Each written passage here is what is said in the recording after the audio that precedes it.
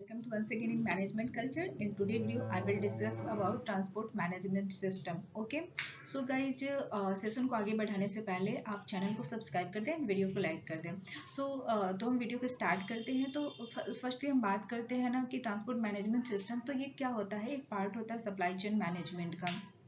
तो supply chain management में जब हम बात करते हैं क्या होता है, उसमें बहुत सारे स्टेप्स जो इंक्लूड होते हैं, जहाँ से हम प्रोडक्शन स्टार्ट करते हैं. तो प्रोडक्शन और जो एंड कस्टमर तक जो हम प्रोडक्ट की सप्लाई करते हैं, प्रोडक्ट को पहुँचाते हैं एंड कस्टमर तक, तो इन बीच में जितने भी स्टेप्स होते हैं उन सबको मिलाकर के एक सप्लाई चेन का फॉर्मेशन होता है. तो सप्लाई चेन में बहुत ही स्टेप्स होते हैं.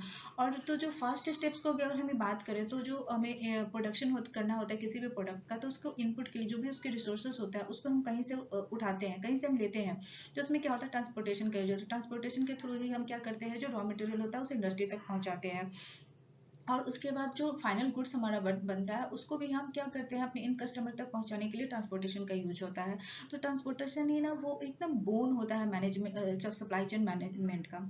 तो ये क्या है ना, सप्लाई चेन मैनेज जो ट्रांसपोर्टेशन मैनेजमेंट सिस्टम है वो क्या, एक लॉजिस्टिक प्लेटफॉर्म है. लॉजिस्टिक प्लेटफॉर्म है तो वो क्या करेगा ना कि जो भी गुड्स होती है उसका मतलब जो फिजिकल मूवमेंट होता है वो होता है ट्रांसपोर्ट मैनेजमेंट सिस्टम. तो मूवमेंट का जो मूवमेंट होता है गुड्स का, इनकमिंग और आउटगोइंग, जो भी रॉ मटेरियल जो इंडस्ट्री में आ रहा है, जो फैक्ट्री में आ रहा है, वो इनकमिंग हो गया. उसके बाद जो फाइनल गुड्स बन के बाहर निकल रहा है वो आउटगोइंग हो गया. उसके बाद क्या करता है ना, इंश्योर करता है कि जो प्रोडक्ट की डिलीवरी या गुड्स की डिलीवरी है ना, वो सही टाइम पे हो रही है कि नहीं. और उसमें डॉक्यूमेंटेशन भी बहुत बड़ा रोल प्ले करता है, क्योंकि विदाउट डॉक्यूमेंटेशन हम किसी भी प्रोडक्ट को कहीं भी ले जाने में क्या हो सकते हैं, तो ये इम्पॉसिबल है, क्योंकि उसमें डॉक्यूमेंटेशन की तो ज़रूरत हो गई है. तो ट्रांसपोर्ट मैनेजमेंट सिस्टम में बहुत सारा चीज़ इन्वॉल्व होता है. उसमें वो एक लॉजिस्टिक प्लेटफॉर्म हो जाता है. उसमें ना गुड्स का मूवमेंट होता है, इनकमिंग आउटगोइंग जो मूवमेंट होता है, उसकी ना हम रियल टाइम जो एक टाइम बाउंड होता है, ड्यू टाइमिंग होता है, उसके बीच में हम ना प्रोडक्ट की डिलीवरी करते हैं. देन उसमें डॉक्यूमेंटेशन हो जाता है. अब जो हमारा ट्रांसपोर्ट मैनेजमेंट सिस्टम में क्या क्या आता है, तो जो भी सिस्टम बनेगा ना, कोई भी सिस्टम हो, उसमें सिस्टम है तो उसकी प्लानिंग होगी, स्ट्रेटजी होगी कि किस प्लानिंग के बेस पे वो काम करेगा. देन उसमें प्रोक्योरमेंट हो जाता है. प्रोक्योरमेंट में जितने भी थिंग्स इन्वॉल्व होते हैं सप्लाई चेन में, उन सबका मैनेजमेंट होता है. और सप्लाई चेन मैनेजमेंट जब भी बात कर रहे हैं, तो इन्वेंट्री उसका ना सबसे ही इंपॉर्टेंट पार्ट हो जाता है. क्योंकि इन्वेंट्री के बेस पे ही क्या होता है, इन्वेंट्री को हम तो मैनेज करते हैं, उसी के बेस पे तो हमारा सेल्स डिफाइंड होता है, उसी के बेस पे हमारा प्रॉफिट होता है, कस्टमर सेटिस्फैक्शन हमारा डिपेंड करता है. तो ट्रांसपोर्ट मैनेजमेंट सिस्टम में क्या होता है, इन्वेंट्री की जो विजिबिलिटी होती है, डे टू डे विजिबिलिटी होती है, वो हमें पता चलता है. वेयर हाउस कैसे मैनेज कर रहा है, मैन्युफैक्चरिंग किस चीज़ का हो रहा है, उसकी जो ट्रांसपोर्टेशन, उसका जो लॉजिस्टिक हो रहा है वो किस तरह से हो रहा है. तो ये हमारा ना ट्रांसपोर्ट मैनेजमेंट सिस्टम में आ जाता है. देन अब हम बात कर रहे हैं, अब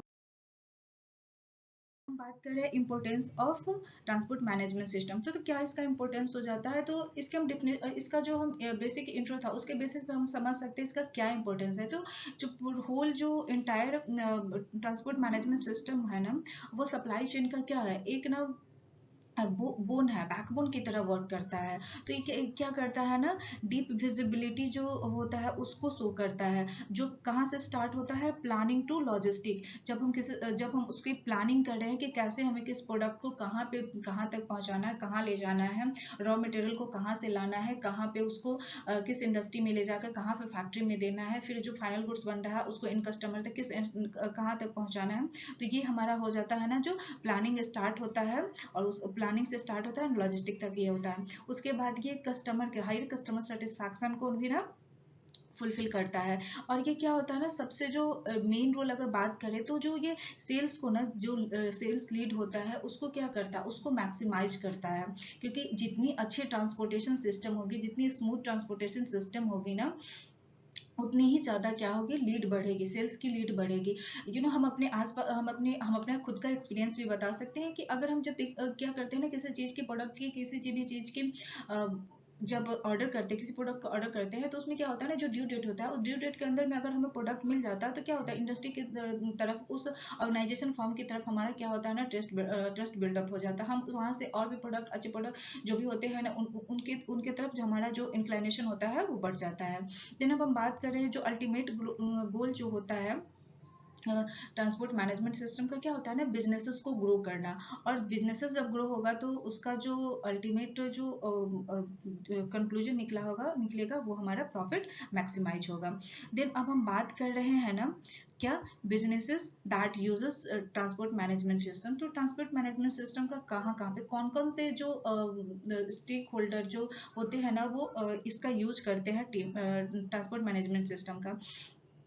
तो ई कॉमर्स जो भी इंडस्ट्रीज होती है, जो भी फॉर्म होती है, जैसे फ्लिपकार्ट हो गया, अमेजन हो गया, उसके बाद मेसो हो गया, ये सब क्या है, ई कॉमर्स फॉर्म्स है जो ना यूज करती है ट्रांसपोर्ट मैनेजमेंट सिस्टम। वो ट्रांसपोर्ट मैनेजमेंट सिस्टम की तरह ना अपने प्रोडक्ट को ना, जो भी वेंडर्स होते हैं उन्हें प्रोडक्ट वहाँ से उठाकर वो अपने इन कस्टमर तक पहुँचाता है।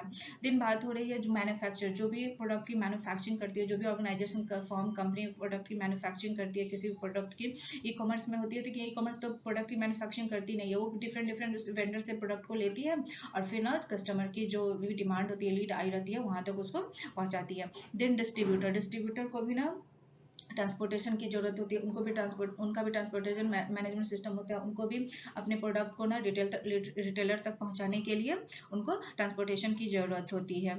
देन अब हम बात करें रिटेलर को, तो रिटेलर को ये सारे जो भी स्टेक होल्डर है ना, जो भी ये बिजनेसेस है, जो भी फॉर्म्स है, उन सभी को ना ट्रांसपोर्ट मैनेजमेंट सिस्टम की जरूरत होती है। आई होप गाइज कि ये वीडियो आपके लिए यूजफुल हो, और नेक्स्ट आने वाले सेशन को देखने के लिए आप चैनल से जुड़े रहें। Thank you guys.